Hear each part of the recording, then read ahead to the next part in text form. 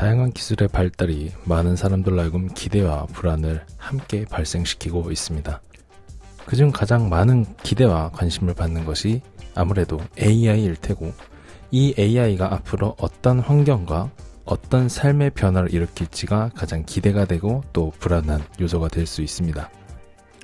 AI가 삶의 변화를 일으킬 것 중에 가장 기대가 되는 부분은 사람이 쓸모없는 혹은 낭비적인 시간을 줄일 수 있고 업무를 효율적으로 처리할 수 있을 것이다 라는 부분일 겁니다.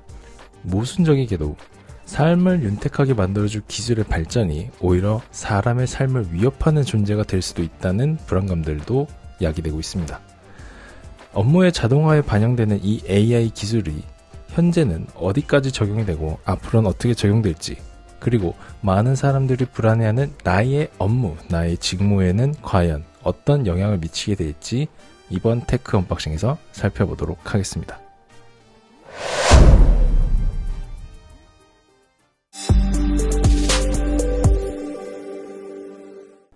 먼저 뉴스를 하나 살펴보면요. 지중해에서 아주 작은 섬나라 몰타에서 AI 테스트베드로 주목이 되었다라는 뉴스 기사가 있었습니다. 이 몰타라는 섬이 이름은 들어봤는데 제가 위치를 잘 모르겠어서 한번 찾아봤는데, 이탈리아에서 약간 남쪽으로 가면 아주 작은 섬 하나가 있습니다. 사진으로 보면은 풍경이 아주 예쁘고 바다로 둘러싸이는 섬이다 보니까 경치가 아주 좋아 보이는데, 이곳에서 AI의 테스트베드로 주목을 받는다라고 합니다. 지금 이 뉴스 기사를 살펴보면은 첫 문장이 아주 흥미로운데, 자금 세탁과 가상화폐 천국으로 유명한 지중해의 관광 명소 몰타가 인공지능 도입에도 적극적인 것으로 알려졌다라는 겁니다. AI로 50만 명에 불과한 인구 한계를 넘겠다라는데 그 결과가 어떨지 매우 궁금하다라는 기사 내용이 있습니다. 좀 더 살펴보면요. 블룸버그에서 나온 뉴스 기사인데, 몰타가 AI에 적극적으로 투자해서 2030년까지 AI의 허브가 되겠다는 목표를 세웠다고 합니다. 이 스타트업 추적업체 트랙센 테크놀로지에 따르면 몰타의 인구는 50만 명이 조금 넘는 소국이지만 이미 56개의 AI 스타트업이 활동 중이다라고 합니다. 50만 명인데 56개면 하나의 스타트업에 대충 10,000명이 조금 안 되는 사람이 있는 것처럼 계산이 되는데, 기사에도 똑같이 나왔습니다. 물론 이건 단순히 통계적인 지표이고 수치적인 얘기지만, 그걸 또 자세하게 비교를 해놨습니다.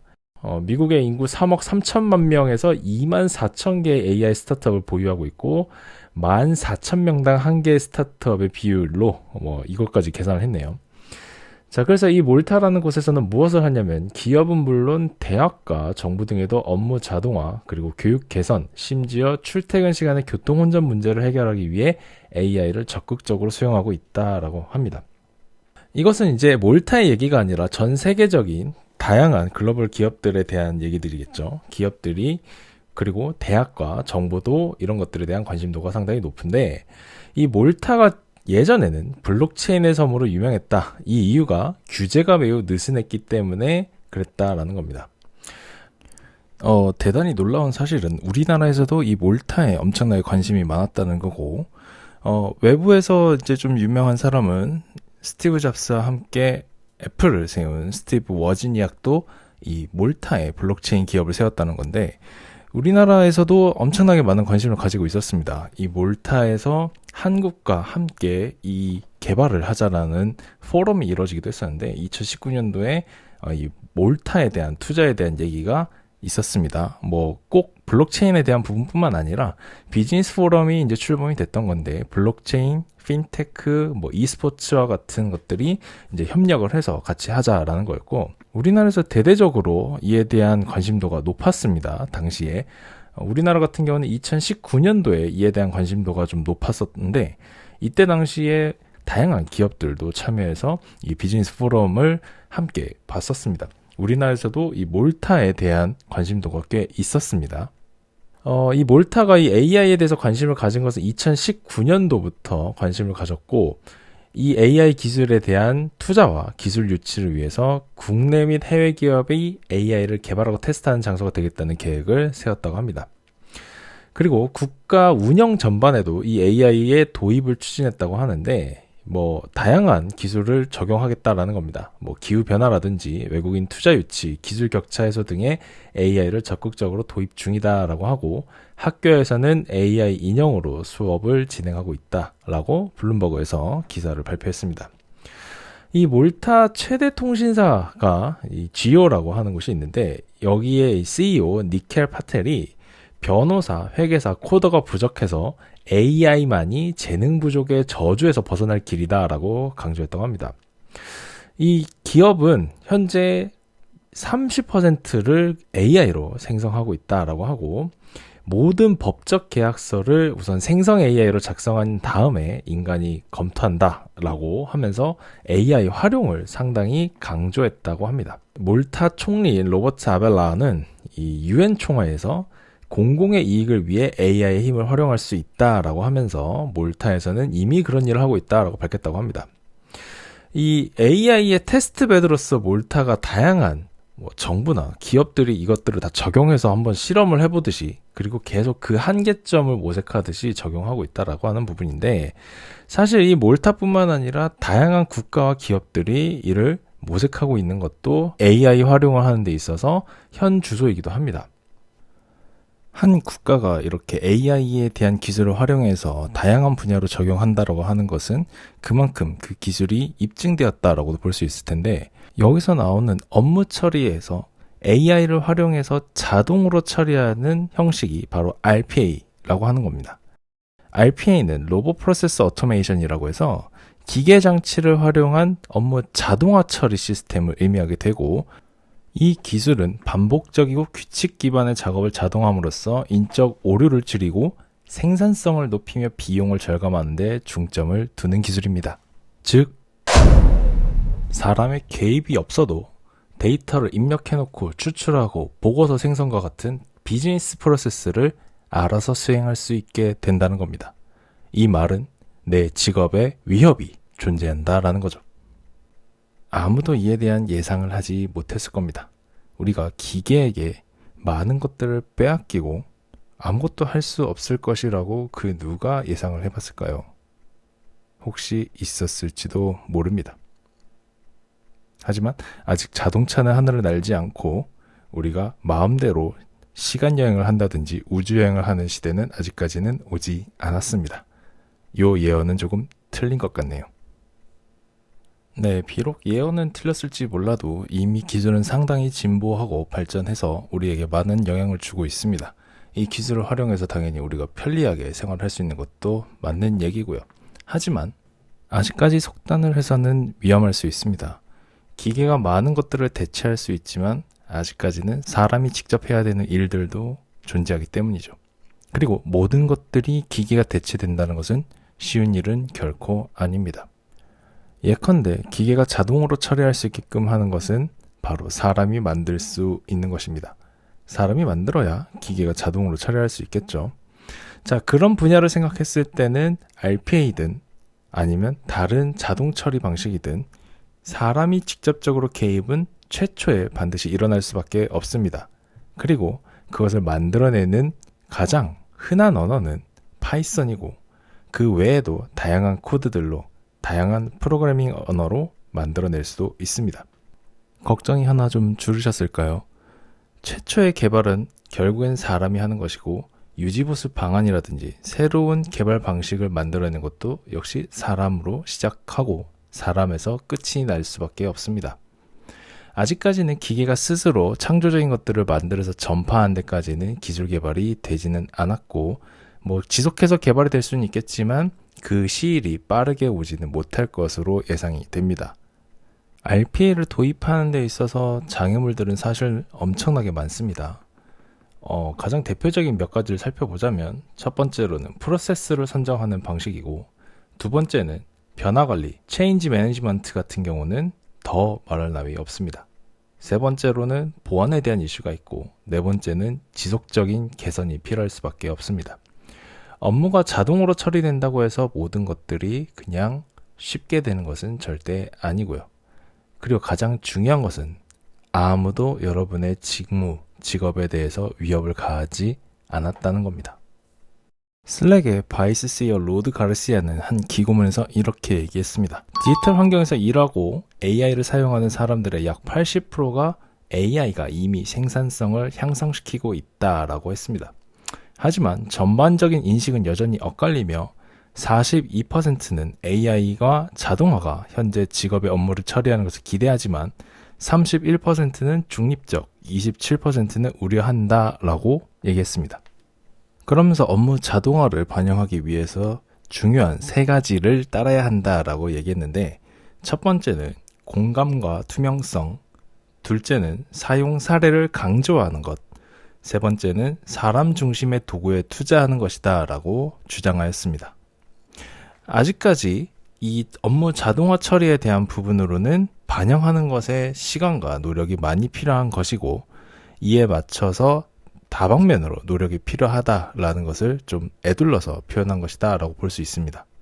아시다시피 슬랙은 협업 업무 툴로 유명한 기업이고 플랫폼입니다. 바이스 CEO가 저렇게 주장할 정도라면은 업무 자동화 처리가 그렇게 쉽지는 않을 수도 있을 것이다 라고 판단이 되는 부분입니다. 지금 현재 국내에서는 다양한 기업들이 업무 자동화 기술들을 선보이고 있습니다. 각각의 자신들이 속해 있는 산업 도메인에 맞춘 자동화 처리들을 하고 있습니다. 가장 대표적인 게 물류라든지 혹은 자동 인식, 언어 처리 이런 것들이 되는데, 아직까지는 상용화되는 부분에서는 넘지를 못하는 부분도 있고요. 어려운 부분도 분명히 있을 겁니다. 정부에서는 다양한 방식으로 업무 자동화 처리를 할 수 있도록 권고하고 프로세스들을 안내하고 있습니다. 해당 자료는 행정안전부에서 2023년도에 발간한 간행물로서 컨텐츠 내용만 살펴보더라도 다양하게 업무를 처리할 수 있는 자동화 방식에 대해서 설명을 하고 있습니다. 개념부터 분석, 설계, 검토, 적용 방안, 사후관리, 그 다음 지원 체계까지 나타나 있습니다. 그렇습니다만 이 자료는 2023년 2월에 발표한 이후로 아직까지 업데이트된 내용은 없습니다. 따지고 보면 아직까지 발달한 AI 기술을 다시 적용한 사례가 없다고 보시면 되겠습니다. 물론 이에 맞춰서 정부 과제와 사업들은 계속해서 나타나고 있고요. 지금 AI 기술들이 발전함에 따라서 여러분들이 많이 보시는 영상 매체, 대놓고 말씀드리자면 유튜브 같은 곳에서 다양한 컨텐츠들이 많이 나오고 있습니다. 뭔가 생성하는 것들, 문서 작성하는 것들, 번역하는 것들, 데이터 크롤링 등등등 다양한 분야에서 AI를 활용한 RPA, 업무 자동 처리 시스템을 만드는 컨텐츠들이 올라오고 있습니다. 물론 저도 흥미롭게 많이 봤습니다. 특히나 최근에 오픈 AI에서 발표한 챗GPT-4 옴니라든지 구글에서 발표한 제미나이라든지 메타의 라마3라든지 하는, 특히 라마3 같은 경우는 허깅페이스에서 모델을 배포하였다 보니까 많은 개발자분들이 그 모델을 가져다가 파인 튜닝을 해서 본인이 필요한 분야에 많이 적용을 하셨죠. 물론 오픈 AI의 챗GPT 같은 경우는 API를 통해서 가져다가 많이 쓰고, 사실 서드파티 앱들은 챗GPT의 API를 이용해서 만든 것들이 훨씬 더 많죠. 게다가 챗GPT 같은 경우는 GPT 스토어가 열려서 서드파티 앱들을 더 많이 제공을 하고 있다 보니 필요한 자동 업무 처리에 있어서는 훨씬 더 유용하게 사용을 하고 있는 게 현실입니다. 기술적인 분야를 조금 넘겨두고 이제 현재 우리의 삶에 어떤 영향을 주는지, 내 업무와 내 산업 시장에 어떤 영향을 주는지를 좀 살펴보겠습니다. 해당 보고서는 2023년도에 발표된 보고서입니다. 정보통신정책연구원에서 발표된 내용이고요. 이미 생성형 AI가 노동시장에 어떤 영향을 미칠지에 대해서 예측한 시사점을 본 내용입니다. 다양한 방법을 통해서 연구를 진행하였고, 좀 결론적인 내용을 살펴보자면은 이 결론에서 나온 얘기는 인간과 기계 간의 협력이 점차 심화될 것이다 라고 예상했습니다. 생성형 AI가 가져온 근시적인 혜택에 집중하여 자동적으로 기술을 수용하는 것이 아니라 활용 목적과 환경의 적정한가를 판단하고 자율적으로 채택하는 인간의 역량이 더 중요해진다라고도 예측하였고요. 생산성에 대한 부분은 좀 밴드웨건의 편중 가능성이 있다, 이런 얘기가 있었고, 이 생성형 AI 이후에 노동의 변화와 정책적 대응이 필요할 것이다 라고도 결론을 냈습니다. 아직까지는 AI에 대한 부분으로 업무 활용에 있어서 일자리의 질 저하에 대한 우려를 완화하기 위해서 사회적 합의 환경이 조성해야 된다라는 겁니다. 정책적으로나 혹은 기술적으로 반영을 하는 데 있어서 이에 대한 환경 조성이 훨씬 더 중요해질 것이고, 물론 이를 조성하는 데 있어서는 빠른 시일 내에 처리할 수는 없을 것이다 라고 예측이 되는 거죠. 해당 보고서는 23년도에 발간된 보고서고 레퍼런스 자료는 제가 남겨두도록 하겠습니다. 지금까지도 기술적인 발전으로 인해서 다양한 패러다임의 변화가 일어나면서 인간은 생존해 왔습니다. 인간을 보조하기 위해서 개발한 이 AI가 나를 위협한다고 하면은 사실 상당히 좀 불안할 수밖에 없겠죠. 하지만 다시 한번 상기해 보더라도 지금의 이 AI 기술이 우리에게 적용되는 수준은 단순한 노동의 반복이라든지 인간이 하기 힘든 위험한 이런 업무들을 처리하는 수준에서 활용이 되고 있고, 앞으로에 대한 부분으로 염두했을 때는 물론 기술이 더 발전하다 보면은 나의 정말 핵심 업무도 위협을 받을 수도 있을 겁니다. 장담할 수는 없지만, 네.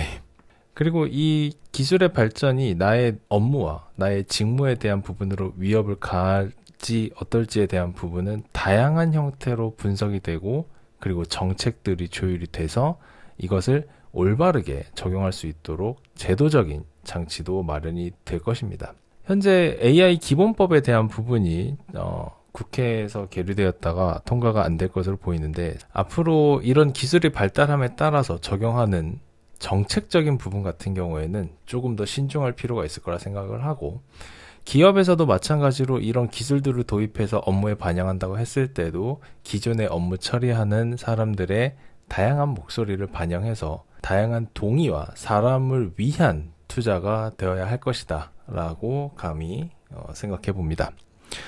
네, 너무 걱정하실 필요는 없을 것 같습니다. 저조차도 아직까지는 인공지능이 저를 대체할 것이다 라고 생각은 아직 안 하기 때문에, 네, 아직까지는 나의 업무, 나의 직무에 대해서는 너무 위협을 가할 것이다 라고 걱정하실 필요는 없을 것 같고, 좀 더 효율적으로 이 인공지능이라는 기술을 반영해서 나의 생산성에 도움이 될 수 있도록 활용하는 것이 더 중요할 것으로 생각이 됩니다.